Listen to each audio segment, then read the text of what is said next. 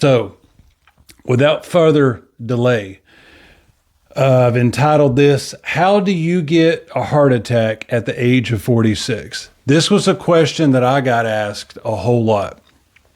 So for those of you that don't know, this is my studio cam or my Facebook cam. I'm not going to watch this because it's distracting me from a YouTube cam, which is up there. So I'm going to be looking this way. And so for those of you that don't know, September 4th, I had a heart attack. I drove myself to the ER after having chest pains that morning, and come to find out, I had a 99% blockage in the LAD, lateral anterior descending artery. And so, but basically it's one of the main arteries in your heart that supplies blood to the rest of your body. It is called the Widowmaker heart attack because it basically generates electricity to the rest of your body. According to the American Heart Association, Widowmaker heart attacks, those people have a 12% survival rate, only a 12% survival rate. So your chances of, and that's why they call it the Widowmaker, is because it unfortunately creates a lot of dead husbands, so creating widows. But thank God for his mercy and his hand on my life, which he has completely different plans. He has completely different plans for everybody, of course, to do their purpose and what have you here on the earth. And I got the medical help that I needed. It's a super miracle because of how long I waited. And it's a big miracle because heart attacks are what they call the silent killer.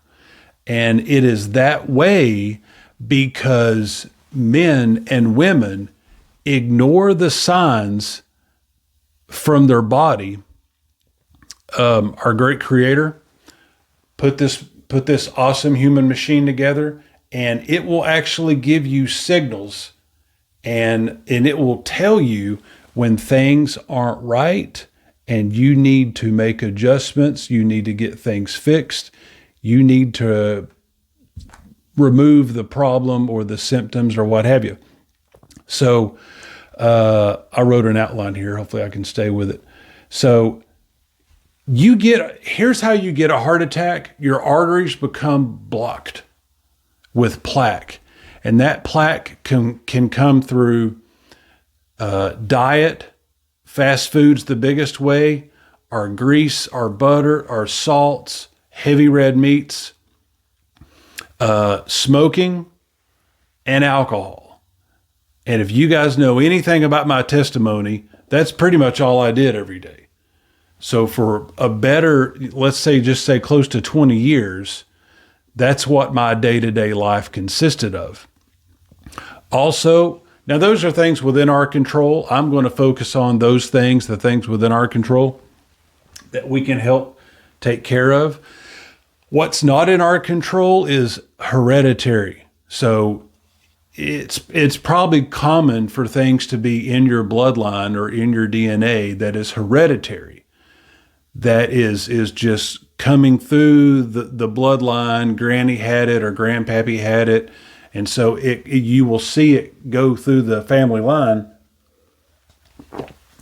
until those are spiritually and medically resolved. And so my confession is, hey, I'm the last to have these heart attacks. They will not be a part of my family any further. It stops with me. And apparently one of my grandfathers had a heart attack at the age of 46, my age. But we are going to live through it and continue to live. Psalms 118:17 says, I shall live and not die and declare the works of the Lord. And so that is my confession for my family going forward and from here on out. But beyond the spiritual, we have to take care of ourselves in the natural, and that is something that I was not doing whatsoever. I always considered myself in shape, mostly, for most of my life. And if you know anything about me, I will have heavy patterns. I will bulk up.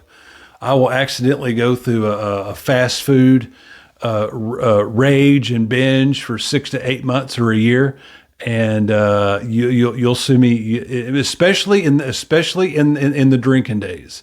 So I piled on the weight during the drinking days, and then even after I got sober, I would have periods where I was still on fast food. I still had a fast food addiction.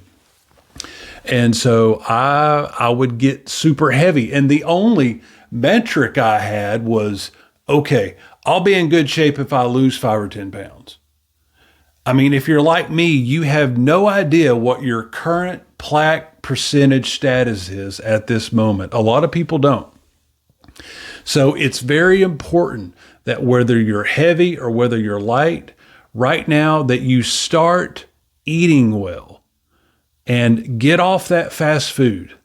Get off that fast food and stop smoking and drinking. If those things are a part of your daily routine or even a weekend routine, man, do the research. Check into that. Reach out for help. You know I'm here for you.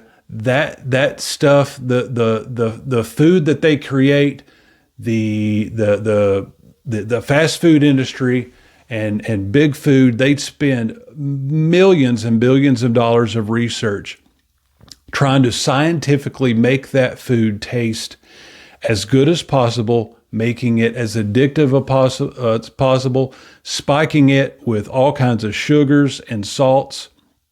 And so if you're addicted to candy bars or fast food or gummy bears or lifesavers or Diet Cokes, man, I've been there. I know how addictive that those things can be. And if you're coming from a recovery background like me, you justify it and say, hey, at least I'm not on heroin. At least I'm not drinking. At least I'm not having vodka in the morning. But that's still, you've got to get clean from all of that.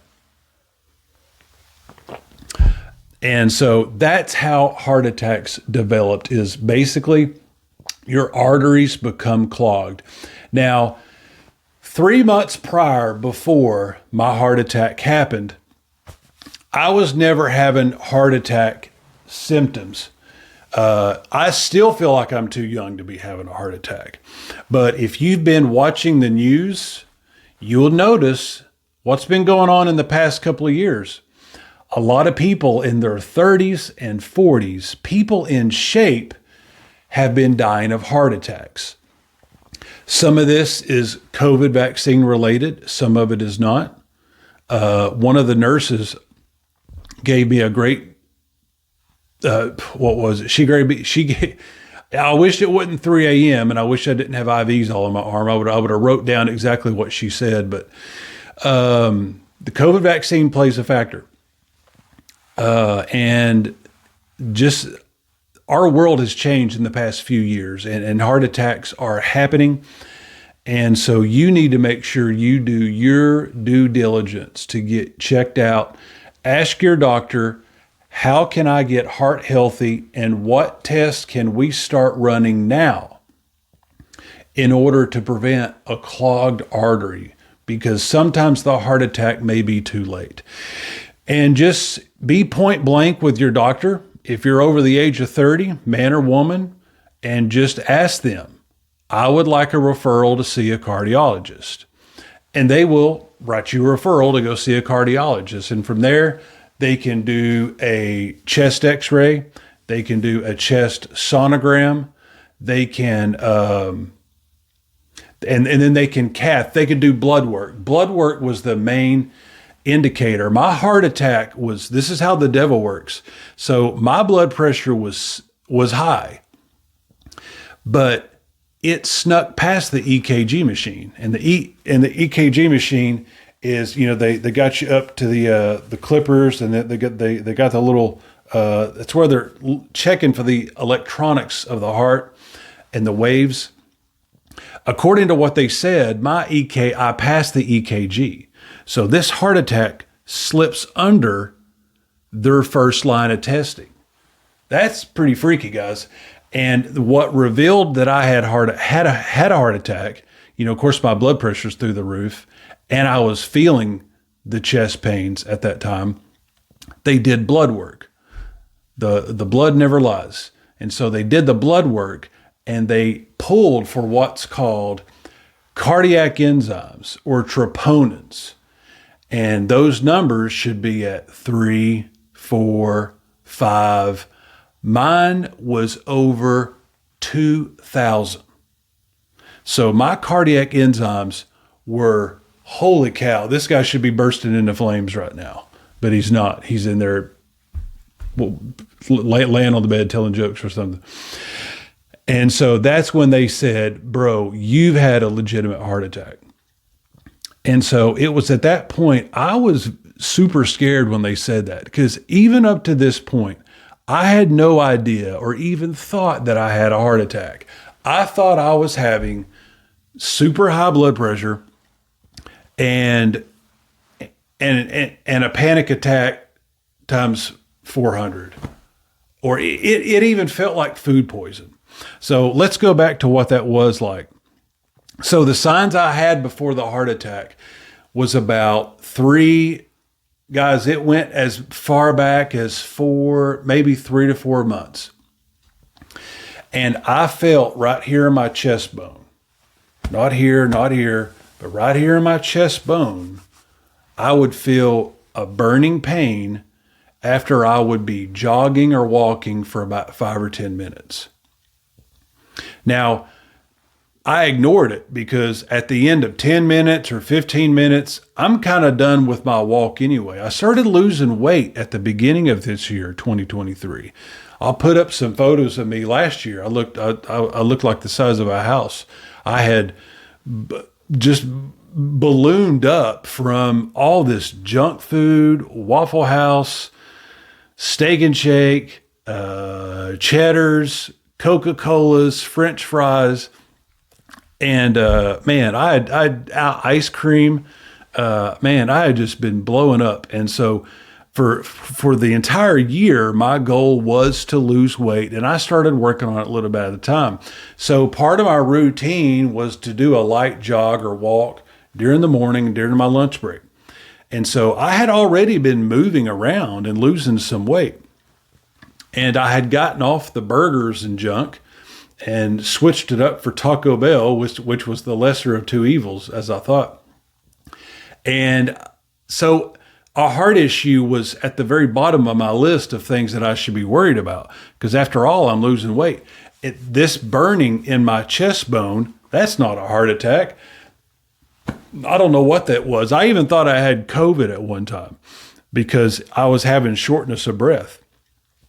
But the heart attack is the silent killer because we don't go to the doctor, do we? We don't. We rub some Vicks Vapor Rub on it, and we take an aspirin, and when we go to bed, and we go to work the next day. And so I finally, and this did not go away, and so I finally made myself a doctor appointment on September whatever, which was a Thursday. And what's up? What's up, Bishop? Blake? What's up, guys? Thanks for joining. My friends up there from Ohio, my blood brothers.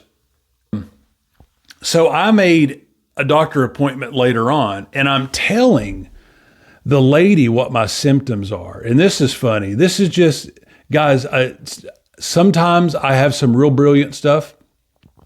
And then there's other times, if you're like me, we can become as the dumbest tool in the toolbox sometimes. And this was just one of those moments.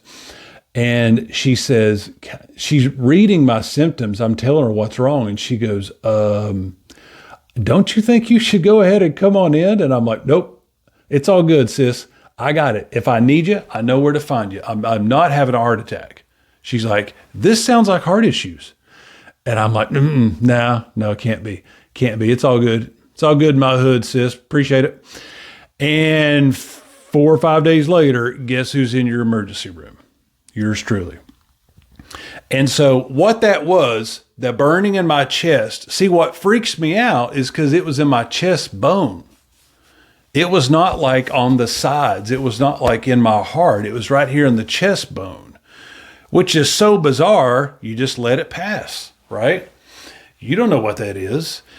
And it turned out to be something technically called angina. And that is where there's my bro science. This is basically where this is a cardiac issue. This is a cardiac problem.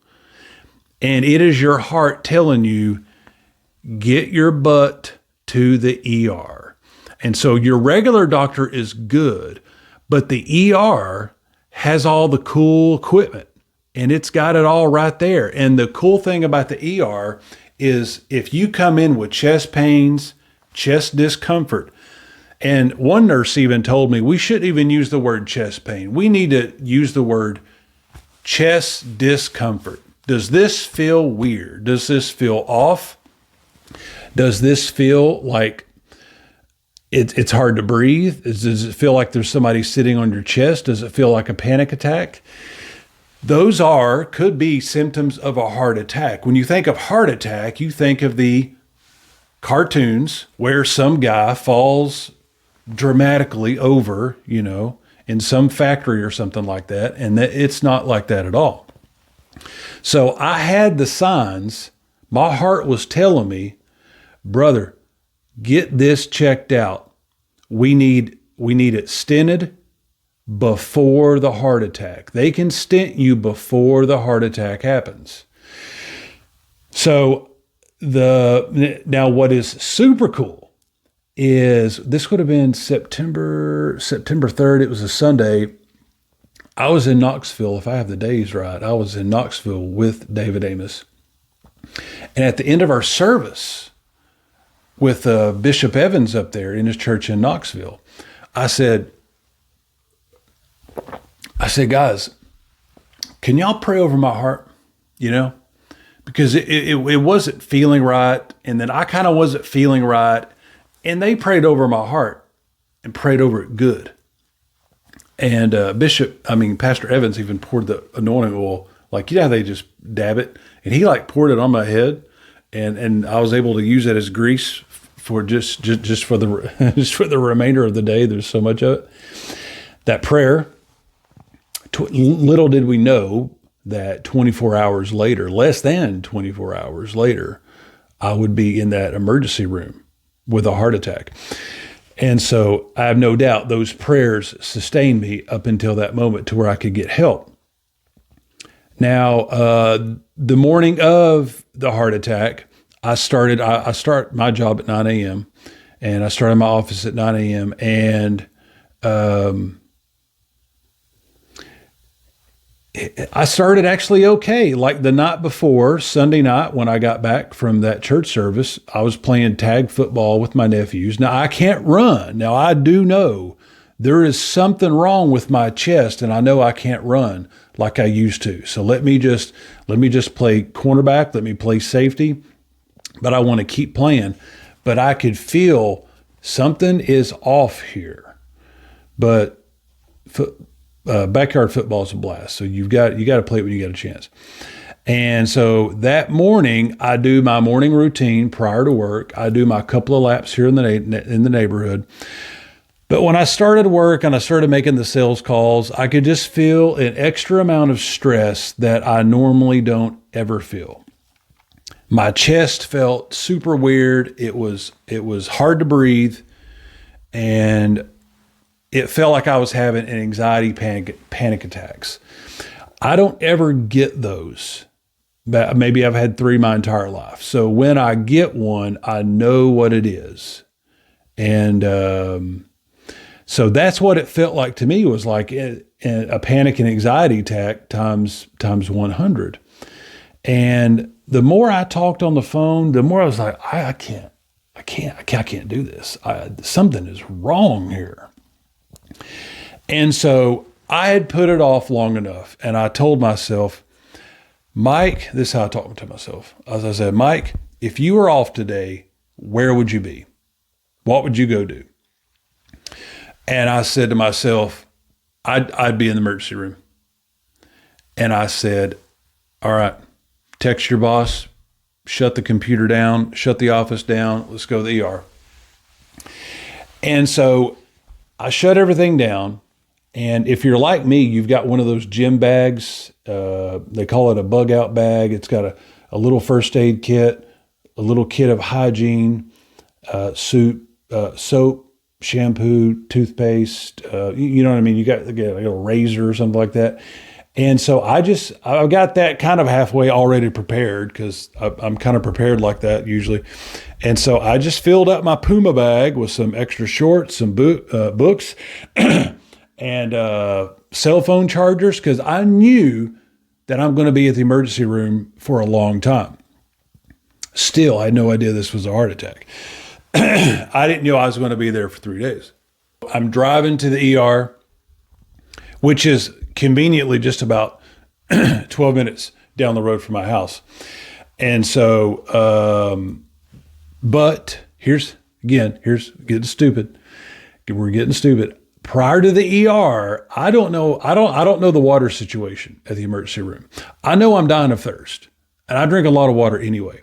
So I stop at the Quickie Mart right in front of the emergency room and I get about 5 bottles of water, all I can feel. I also don't know the bathroom situation at the emergency room. Okay. So I got to pee. So I want to make sure that I got my liquids and I'm also got my liquids drained for what I'm perceiving is going to be a 100-hour emergency room wait. Little did I know they had all that taken care of at the emergency room.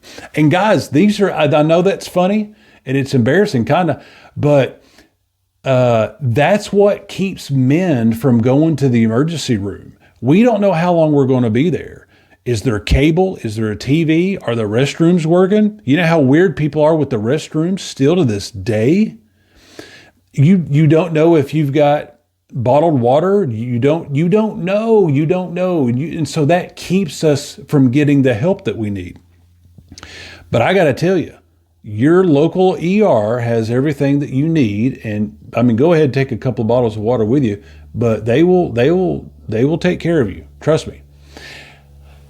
So I show up to the ER. I'm in the ER parking lot. I've got my Puma bag on and I've got one of those V-neck shirts. This story's pretty funny. I got one of those V-neck shirts on and I see a friend of mine standing outside of the emergency room. Now, my friend, she's black. Okay. And here's a cultural observation I have. And you know, this is the truth. Sometimes a lot of our black sisters, they wear wigs or weaves from time to time. Maybe it's long, maybe it's short, maybe it's curly, maybe it's blonde, maybe it's just bald this summer, maybe it's whatever, or maybe it's a hat, or maybe it's glasses. Sometimes you girls are unrecognizable with what you're wearing. And she says to me, Michael Allen. She says, Michael Allen, I know you're not going to just walk past me like you don't know me. And I recognized her voice. But I couldn't match the face because I think her hair's different. And she was wearing a ball cap. But I know the voice.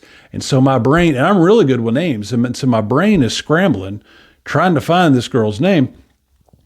And she says, and then it finally dawned on me, Bridget, we were at night school together while we were earning our bachelor's. And so I was like, oh, hey, Bridget, how's it going?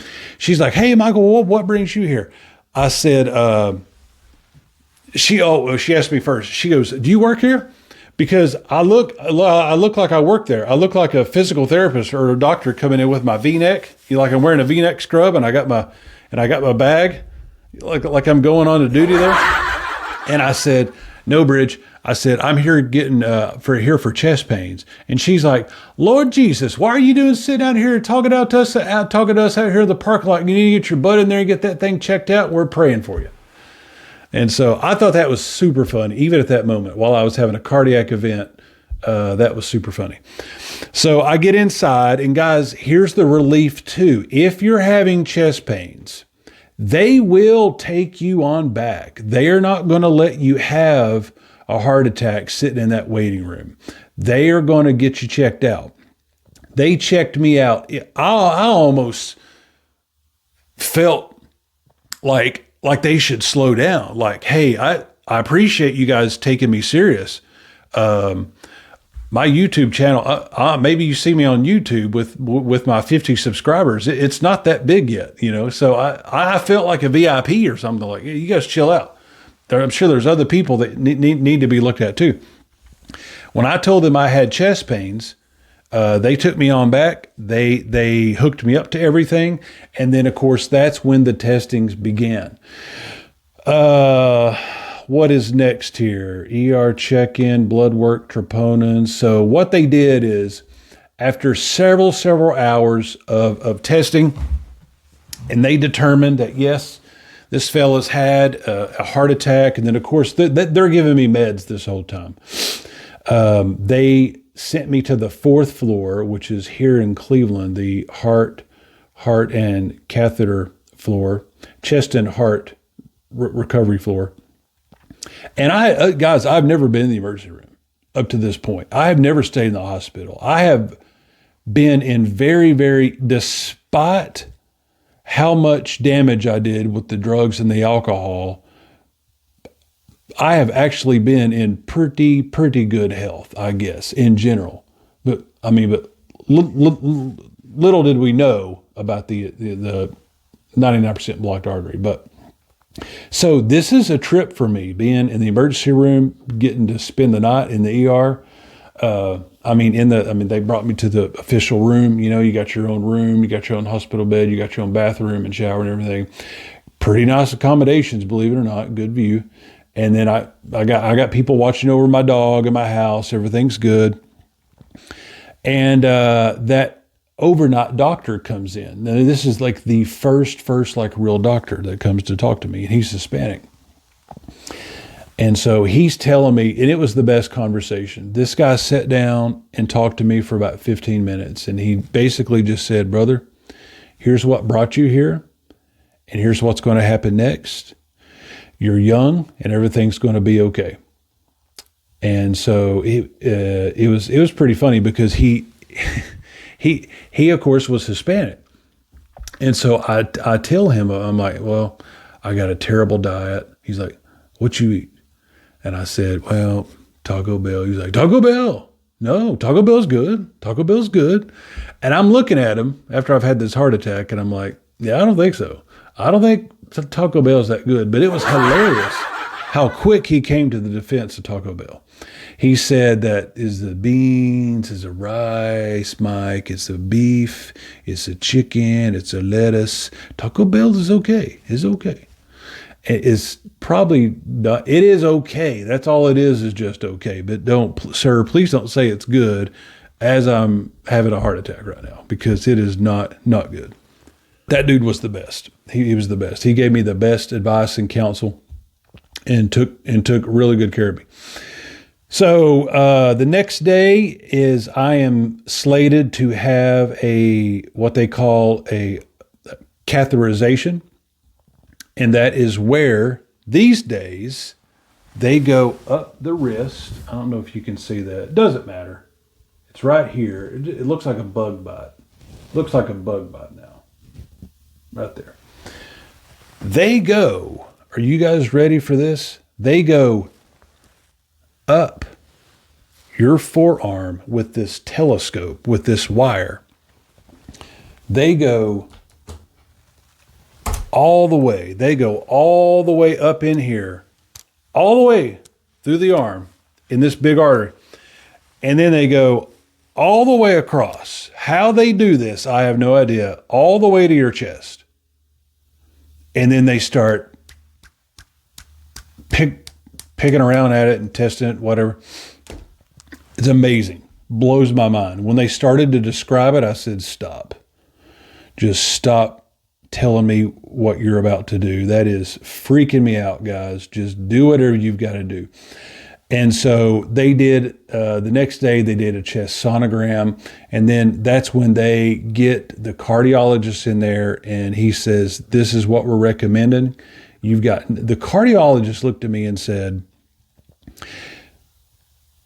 he said, and guys, you know the day and age we live in, where you can't talk about Jesus, God. People are using pronouns now. Their dogs have pronouns. You can't even, it's so ridiculous.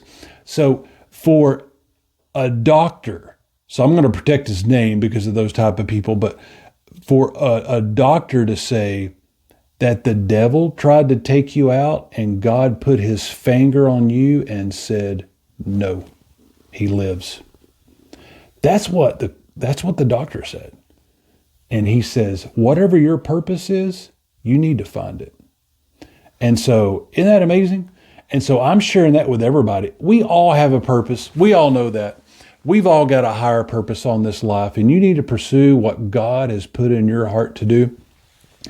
And so I just thought that was very powerful, because you just can't talk like that anymore, especially when you have, a very top tier position like that.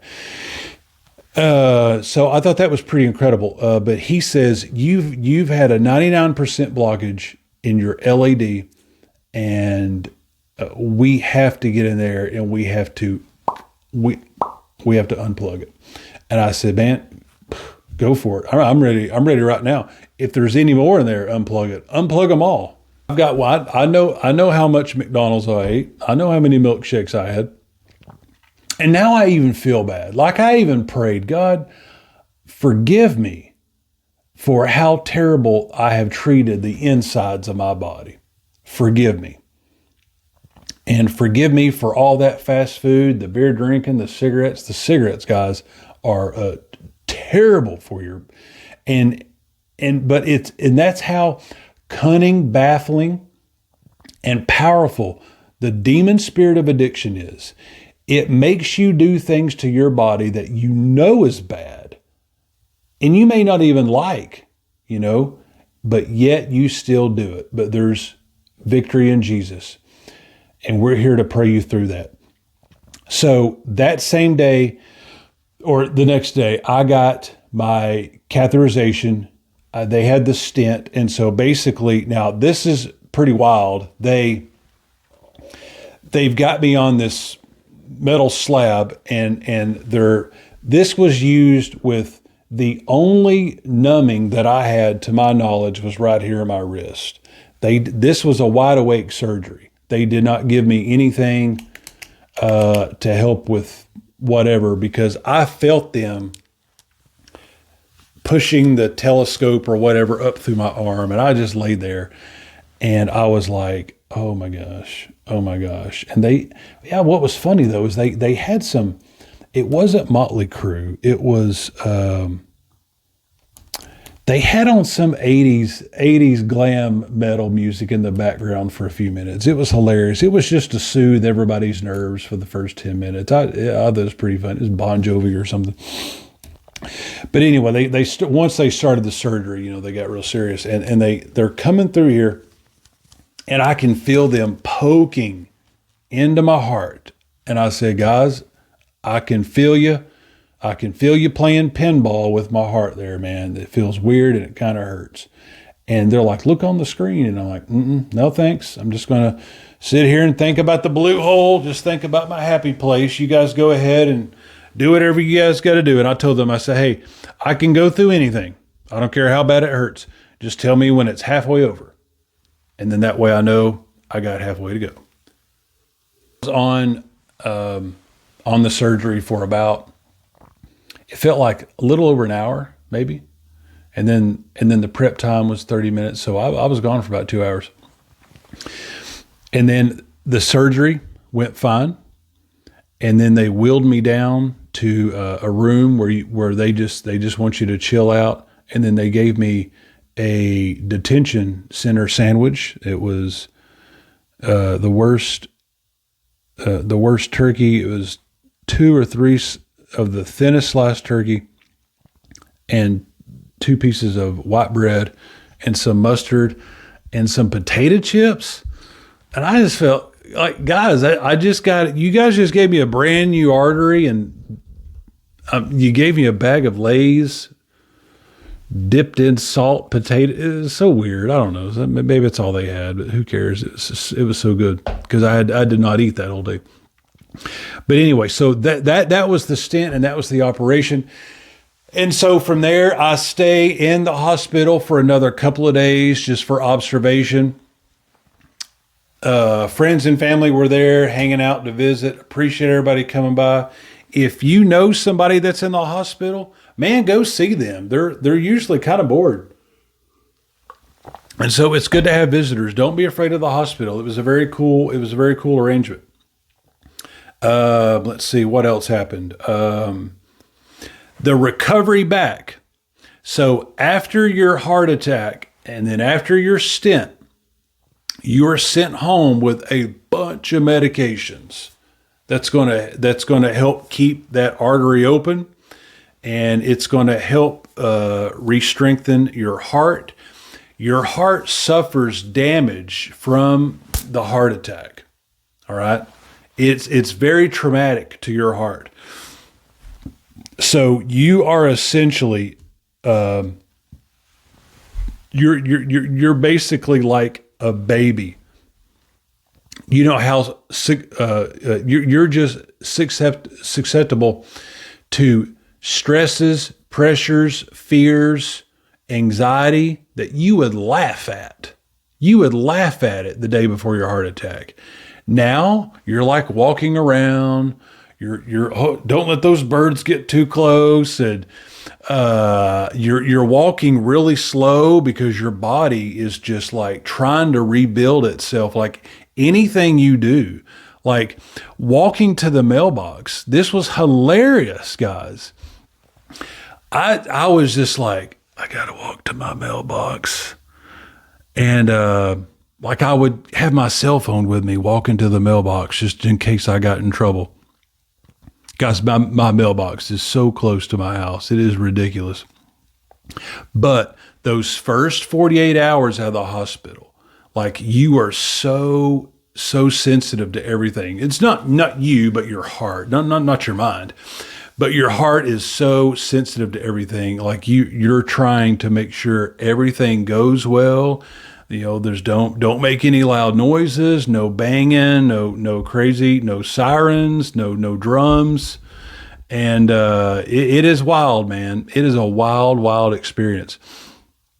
And so day after day, you get better.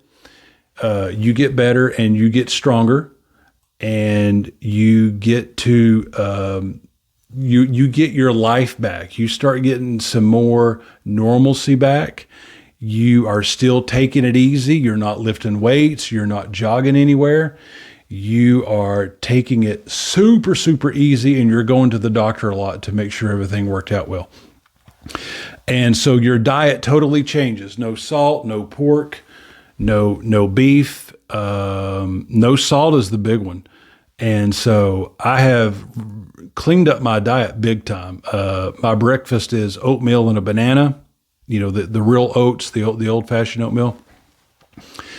I think an apple for a snack for lunch. I'm having a tough time getting veggies in because I don't have the stomach for it at lunchtime. And my dinner is usually grilled chicken and a sweet potato made from home. So there's no junk on it. Just some cinnamon on the sweet potato. That's what I like. And pepper for the chicken. And then I'm still eating burritos, not from Taco Bell, but a couple nights out of the week, I'll go to one of those burrito places and I get, extra beans, sometimes the chicken, and then all veggies. And then I'm still on the ice cream, guys. My doctor said, "Hey, Mike, sometimes you got to reward yourself. You just came through a heart attack." So I still love the ice cream, not every single night. I'm trying to replace that with yogurt, but let's be real. That's a pretty good diet, all things considering. That's pretty good. I am at my ideal weight. My ideal weight is about 210, 215. And this spring, I'll be putting some muscle on it. So it'll be 215 tops. And then now what they tell you for exercise when you're recovering is don't touch the weights. You don't need to do ninjutsu. You don't need karate. You don't need the weight rooms anymore for now. You need lots of walking. Walking is your best friend. It gives your heart the best exercise, and it's obviously the less what would you call it? The less taxing on your joints and your body and everything like that. So walking, the seated rowing machine, biking, cycling. I don't like biking because the seats they hurt my butt. All right, so I don't like that stuff for longer than 5 or 10 minutes, but I use them in the weight room. So I'm back in the weight room, but when I do lift, it's like super lightweight, and I'm going for reps, like 15, 20, 25 reps. And guys, I think that's about it for the heart story. How long I've been at it here? That is plenty of time. 41 minutes, plenty of time. And so, guys, thanks for everyone who prayed for me and sent me stuff. And also, hey, here's something else, and this may be a part two. Some of you guys don't know, but I actually went back to the hospital like once or twice because I was having some complications with it. Some of my medications were off. I was having reoccurring chest pains. That's actually kind of normal. They need to make sure that you're hooked up with the right medicine at the right dose at the right times. They need to make sure you're getting enough sleep, that you're not having some outside stresses. They will add medications that they never mentioned at the beginning. Okay, you do need those for now. A lot of these medications are just for 6 months. It's just to help your heart rebuild from the stress and the trauma of that heart attack. So even though I got that stent, one and done, there were several weeks off and on. Like I would have a good 3 days, and then one day, guys, I'm telling you, I would be in some places and I felt like I was passing out. Like I'm literally about to pass out. Like I've got the phone in my hand, ready to dial 911. And of course, I went to the ER myself. And but I was in there a couple of times to where they actually recognized me. They're like, okay, this guy needs some very serious attention because this is his like second or third trip back to the ER. We need all hands on deck and make sure we get this guy's meds squared away. We want him. We want him moving forward. We don't want him moving back into the ER again. We want to make sure we're doing everything in our power, that we didn't skip a beat or miss a page or anything like that. And they were the best. They were the best. And so now things have been on the up and up for a very long time. And I feel I'm pretty much doing everything in the past that I used to do now. Things are good. And it's just basically moving forward with health and fitness from here on out. And something else I was going to say, but whatever. Anyway, all right, 42 minutes, long enough. Guys, thanks for watching, and thanks for praying. And if you're in need of a health situation right now or a miracle, we pray for you. Me and Bishop David Amos, everybody watching, we come in agreement with you that whatever you need God to do in your life, that He does it right now. We put our agreement and our faith together according to Mark 11, 23, 24. Whatsoever things we say when we believe, whatsoever things we believe when we say, we shall have them. We shall have them. We speak to the mountain, and we command every mountain and obstacle to your health or your breakthrough, be thou removed and be cast into the sea. Guys, thanks for watching and all your support. And then this edited version of this will be on the YouTube channel, maybe both of those YouTube channels. And I hope y'all enjoy this and have a good night, and Happy New Year coming up. Happy New Year. All right. See you guys.